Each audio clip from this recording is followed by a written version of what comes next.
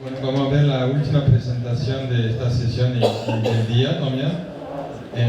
Se llama Respuesta en frecuencia de la separación de capa límite en el piso de resaltos sumergidos y lo va a presentar Cecilia Lopardo. Sí, Raúl no soy. Claramente.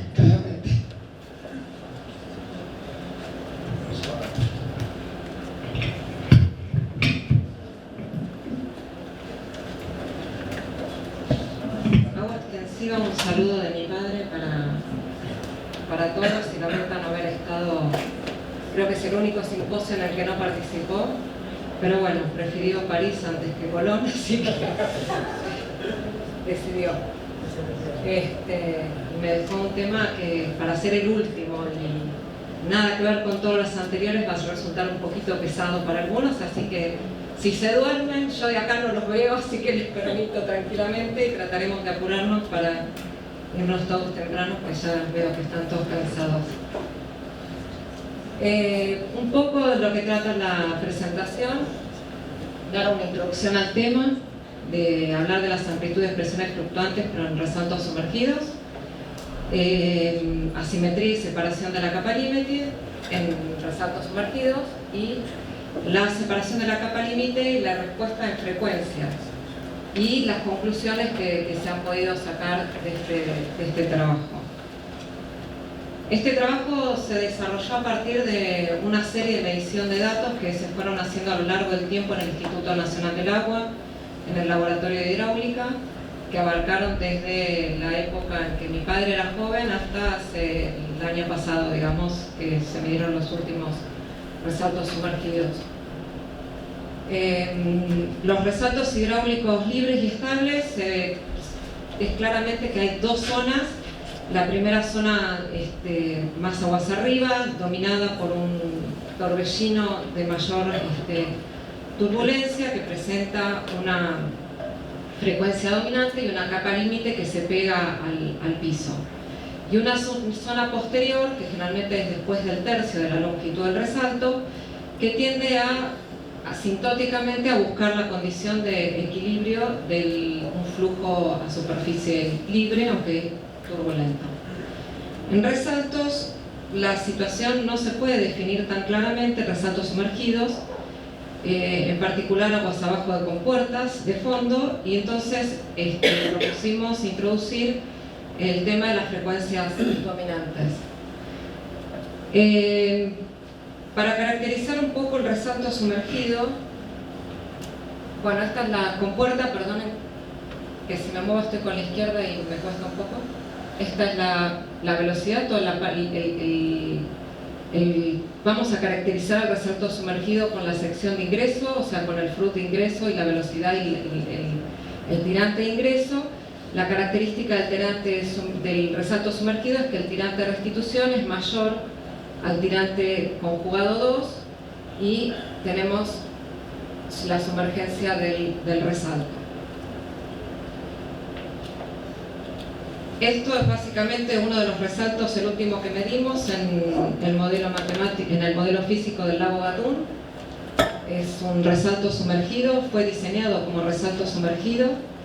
Ahí lo pueden ver en planta, que se ve claramente que está sobre una curva vertical, eso no es un vertedero, es una curva vertical después de un canal convergente. Y este fue el último de entre varias series de mediciones que se hicieron de resaltos sumergidos, como les conté. Bueno, generalmente se miden presiones fluctuantes y las presiones fluctuantes las correlacionamos con el coeficiente de amplitudes, que son las amplitudes medias cuadráticas, mediante el C'P, que la fórmula la tienen acá. Donde P', son las presiones instantáneas medidas con instrumental específico. Los valores de C'P, lo que hemos estado viendo y observando es que aumentan para valores decrecientes del flujo de ingreso, y esto se da para distancias respecto del tirante de ingreso menores a 10, quiere decir en el primer tramo del resalto. Mientras que los valores de C'P disminuyen para valores crecientes del flujo de ingreso, pero para X sobre H1 mayor a 30. En el medio hay como una nebulosa que no se puede explicar muy bien. El incremento del factor de sumergencia, porque el análisis de estos resaltos sumergidos los hicimos para Freud entre 3 y 6 y con sumergencias que van entre 1,1 y 0,1 si no me acuerdo mal. Y lo que hemos visto es que el factor de sumergencia aumenta la intensidad de las fluctuaciones en el piso del resalto para X sobre H1 mayor a 12. Pero no podemos tener conclusiones de qué pasa aguas arriba de eso respecto a las fluctuaciones de presión. Y siempre, si se compara con un resalto libre, las fluctuaciones de presión suelen ser mayor y la turbulencia es mayor.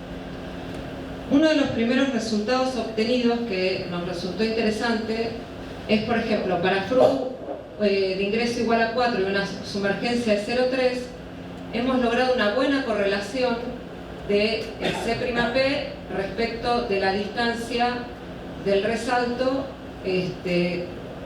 sobre H1 adimensionalizado. Se ha ajustado una curva, que tenemos un ajuste del 0,95, lo cual lo consideramos muy positivo. Y si nos vamos a la derivada segunda de esta expresión, donde X en realidad es la relación de la longitud respecto de la diferencia de tirantes conjugados, eso nos da la inflexión de la curva esta, el cambio de pendiente de esta curva, que es alrededor, se produce en 25, y les pido que recuerden un poquito ese valor porque es importante. Si nos vamos ahora a la asimetría y a la comparación de la asimetría y la separación de la capa límite, nosotros podemos ver o poner en la distorsión de la campana de Gauss mediante la fluctuación de las presiones, de los picos de presión, tanto sean positivos como negativos. Entonces surge analizar la amplitud de la fluctuación, porque con la amplitud podemos no solamente poner en juego el módulo, sino también el signo de lo que son los picos de presiones o las presiones instantáneas. Entonces surge la amplitud de la fluctuación, que es AD, que es función de la densidad de probabilidades de las amplitudes. Entonces, esta asimetría, si la observamos en un resalto libre, nos marca la zona en que tenemos positivos, o sea, el cambio de signo de positivo a negativo se da justo en el despegue de la capa límite del fondo. Lo que hemos observado en resaltos sumergidos es que esa simetría se da justo en el punto de inflexión que les mostré yo para el mismo caso, Freud 1 igual a 4 y la sumergencia igual a 3, para el mismo valor que se da el cambio de la inflexión. Con lo cual suponemos que podría ahí darse un cambio o un despegue en la capa límite. Acá, como pueden ver, rápidamente tenemos las mediciones para Freud 1, Freud 3, 4, 5 y 6 para distintas sumergencias, resalto libre, 0,1, 0,3 y 0,5 en los distintos casos. Si ahora nos vamos a la separación propiamente dicha a partir de la asimetría, nosotros vemos que se anulan de forma diferente para distintos números de Freud y sumergencia. O sea, no podemos sacar una conclusión específica genérica para todos los resaltos sumergidos. Pero sí podemos decir que para X sobre H1 varía más o menos para X sobre H1 en el entorno de 15 para un Freud 1 igual a 3, hasta mayores de 30 para Freud 1 igual a 6. O sea que hay una variabilidad bastante importante. Si nos vamos entonces a la separación de la capa límite y la respuesta en la frecuencia dominante, y la frecuencia dominante la definimos a partir, o la ponemos en función del número de Strúhal para hacerlo adimensional, donde Fd es la frecuencia dominante, obtenemos un gráfico como este que da la casualidad que decrece rápidamente hasta un valor que otra vez es el mismo valor que veníamos analizando o viendo, que es el 25 famoso, para a partir de ahí hacerse prácticamente asintótico. Y esto sucede para todos los casos de los distintos fluidos analizados, 3, 4, 5 y 6, y acá también se llegó hasta el 1,1 de sumergencia. O sea, desde el resalto libre hasta una sumergencia de 1,1. Y fíjense que en todos se produce la misma caída, pero para valores diferentes de X sobre H1. Vengo bárbaro para que no se terminen de dormir. Para concluir, bueno, los resultados de las curvas de amplitudes de fluctuación de presión, asimetrías de distribución de probabilidad y los números de Strúhal dominantes coinciden en demostrar que el despegue de la capa límite se produce para un FRUT de entre 3 y 6 para valores de 15 y 20 veces la altura del tirante conjugado respecto de la longitud del resalto tomado desde el inicio, digamos, desde el H1. Se observan dos zonas de comportamiento diferente en el interior del resalto que generan distintas condiciones en la base y afectan a la capa límite. Una aguas arriba que incorpora aire a la masa líquida y una aguas abajo que la expulsa. Y por último, si bien para el resalto libre esta interpretación puede resultar apropiada, esta de aquí, es un fenómeno que no nos alcanza a nosotros a justificar que esto se produzca estrictamente en resaltos con elevada sumergencia, donde no podemos asumir que el fenómeno de aireación sea determinante respecto al despegue de la capa límite como sí lo es en un resalto sumergido. Bueno, espero no se hayan aburrido con la temática y muchas gracias.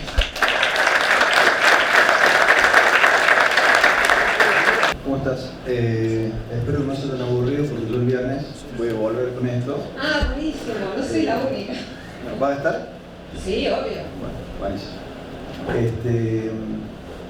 Hago más o menos lo mismo en un cuenco de un vertedero lateral, mi operación en el fondo. Te quería hacer una pregunta con respecto al tuyo, obviamente lo mío, todo lo haremos después. ¿Has visto todo esto para los CP'? ¿Está bien? Para las presiones fluctuantes. Sí.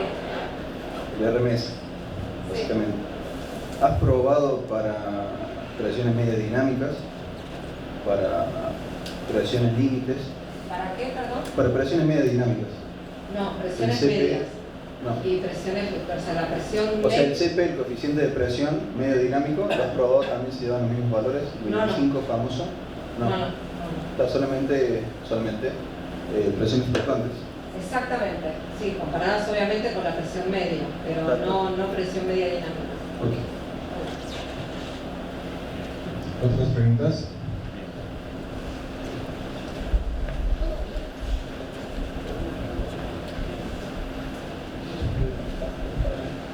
Tengo una consulta. La elección de la función cúbica, del ajuste cúbico que presentabas ayer, sí. ¿es solo a cuento del R cuadrado de la onda del ajuste o tiene alguna otra razón? ¿Esta?